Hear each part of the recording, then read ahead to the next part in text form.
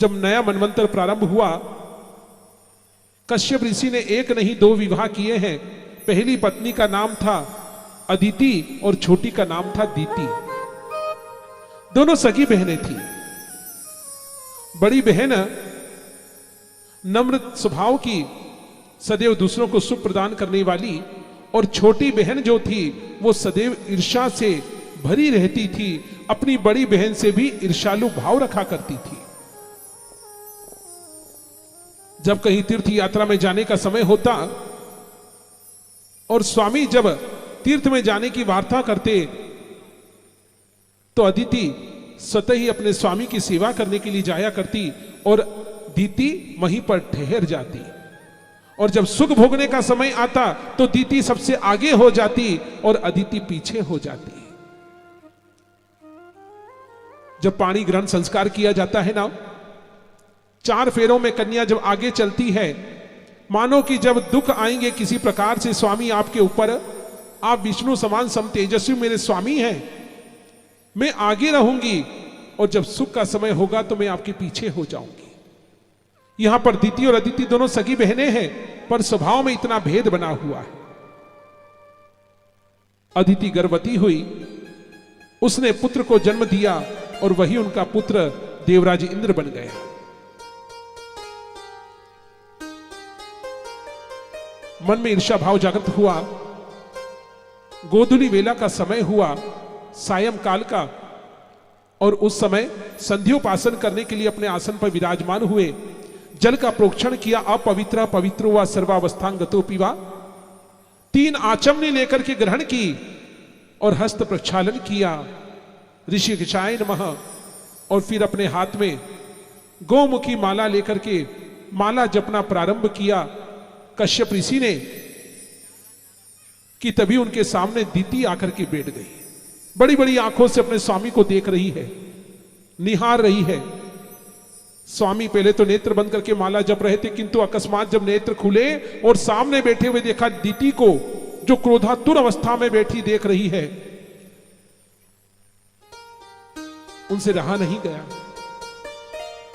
उन्होंने माला जैसी पूर्ण हुई, उसकी सुमरनी को अपने नेत्र और ललाट को स्पर्श करा करके पूछा कि देवी कुछ कहना चाहती हो? नहीं नहीं, मैं तो आपको देखना चाहती।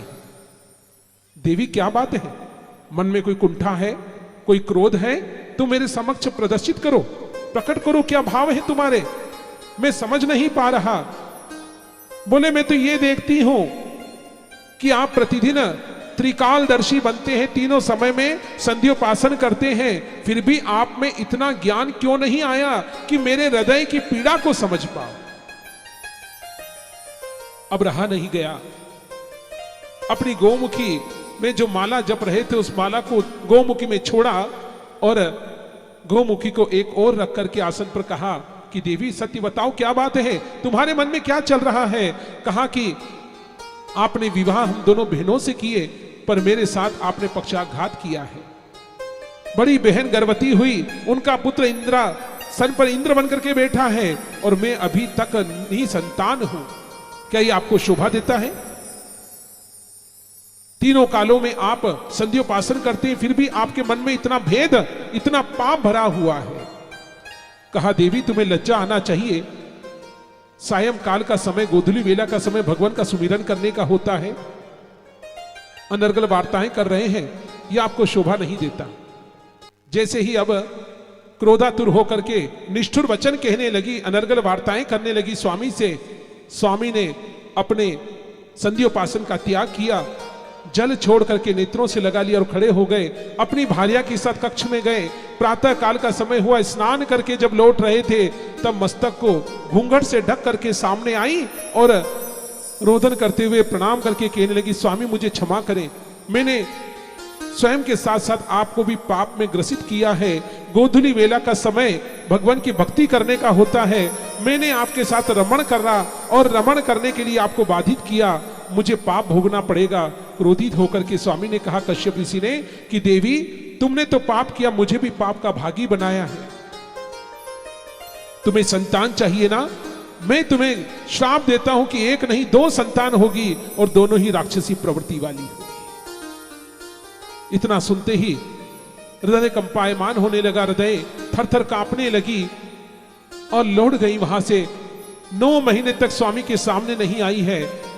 9 महीने हो गए, धीरे धीरे 100 महीने हो गए हैं, इतना समय हो गया है, अभी तक गर्भ को धारण किए हुए हैं। उनकी पीड़ा को देखा नहीं जा रहा है।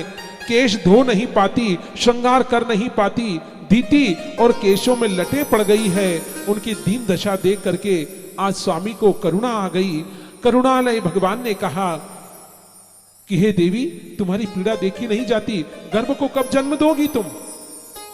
कहा स्वामी, राक्षसी प्रवृत्ति वाली नहीं, आप जैसे सुंदर स्वभाव वाली संतान चाहिए।